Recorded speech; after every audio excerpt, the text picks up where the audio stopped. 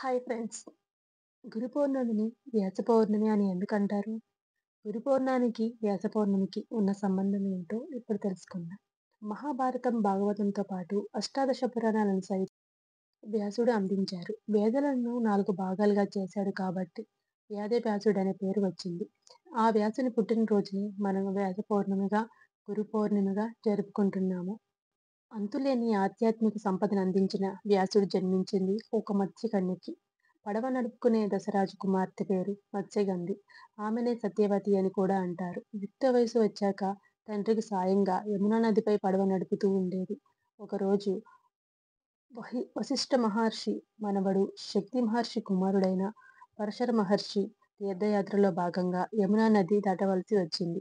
ఆ సమయంలో మత్స్యగంధి తండ్రి అప్పుడే సద్ది మూట విప్పుకొని భోజనానికి కూర్చున్నాడు.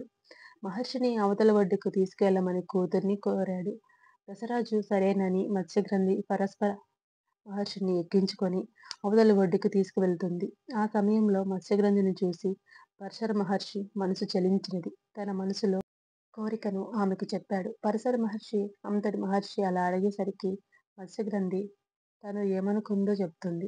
మత్స్యగ్రంథి, ఇంతటి మహానుభావులు, కాలజ్ఞానులైన మీరు ఇలా ఆలోచిస్తున్నారు.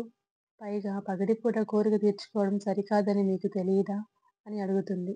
అప్పుడు మహర్షి అందుకు సమాధానంగా పడవ చుట్టూ ఓ మాయ తిమిరం చీకటిని సృష్టిస్తాడు. మత్స్యగ్రంథి ఇలా అంటుంది. మీ కోరిక తీరిస్తే నా కన్యత్వం భంగమవుతుంది. తిరిగి నా తండ్రికి ముఖం ఎలా చూపించాలి అని అడుగుతుంది. దానికి బదులుగా మహర్షి నాతో సంగమించిన తర్వాత కూడా కన్యత్వం చెడదు అని చెప్పి ఏదైనా ఒక వరం కోరుకోమని అడుగుతాడు. మత్స్యగ్రంథి, నా శరీరం నుంచి వస్తున్న ఈ మత్స్యగ్రంథం చేపల కంపు నాకు నచ్చట్లేదు. దీన్ని నేను భరించలేకపోతున్నాను. దీని నుంచి నన్ను విముక్తురాల్ని చేయండి అని అడుగుతుంది. పరశర మహర్షి సరే అంటాడు. ఆ వరంతో పాటు ఇకపై ఆమె శరీరం నుంచి గంధపు వాసన ఓ యోజన దూరం వరకు వ్యాప్తి చెందుతుందని వరమిస్తాడు. అప్పటి నుంచి మత్స్యగ్రంథి యోజన గ్రంథిగా మారిపోతుంది.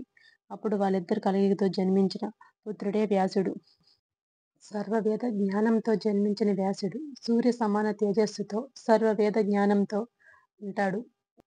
వ్యాసుడు తపస్సుకు వెళ్తున్నానని తల్లితో చెబుతాడు. అయితే ఎప్పుడు స్మరిస్తే అప్పుడు తప్పక వస్తానని మాట ఇచ్చి వెళ్ళిపోతాడు. చిన్నప్పుడే ద్వీపంలో వదిలేయడం వల్ల ద్వైపాయనుడు అని వ్యాసుని పిలుస్తారు. మహాభారతాన్ని రచించిన వ్యాస మహర్షి భరత కథలో భాగమై ఉంటాడు. గురు బ్రహ్మ, గురు విష్ణు, గురుదేవో మహేశ్వర అంటూ మన పెద్దలు గురువు విశిష్టత గురించి తెలియజేశారు. అంటే బ్రహ్మ, విష్ణు, మహేశ్వరులు త్రిమూర్తి స్వరూప గురువు అని అర్థం. అటువంటి గురువును పూజిస్తే త్రిమూర్తులను పూజించిన ఫలితం దక్కుతుంది అని మన వేదం చెప్తుంది. అందుకే హిందూ ధర్మంలో గురువుకు ఎంతో ప్రాముఖ్యత ఉంది. ఆషాఢ పౌర్ణమి రోజు అంటే గురు పౌర్ణమి రోజు బాబా తన భక్తుల్లో ఒకరిని పిలిచి ఈ రోజు గురువుల పండుగని, గురువులను పూజించడానికి కావలసిన పూజా సామాగ్రి ఏర్పాటు చేసి భక్తులందరినీ పిలవమని కోరతారు. అయితే భక్తులు బాబానే గురువుగా భావించి బాబాకి ఆ రోజు పూజలు చేస్తారు. ఆ రోజు నుంచి గురు పౌర్ణమి నాడు బాబా గారికి పూజలు చేయడం మొదలుపెట్టారు. గురు పౌర్ణమికి సాయిబాబాని, దక్షిణామూర్తిని పూజిస్తూ ఉండడం ఒక ఆచారంగా మారింది. ఇదండి ఈరోజు వీడియో. నా వీడియో కనుక మీకు నచ్చినట్లయితే ప్లీజ్ లైక్ చేయండి. మరికొన్ని వీడియోస్ కోసం మన ఛానల్ని సబ్స్క్రైబ్ చేసుకోండి. ఈ వీడియో ఎలా అనిపించిందో కామెంట్ చేయడం మాత్రం మర్చిపోకండి. Thank you for watching.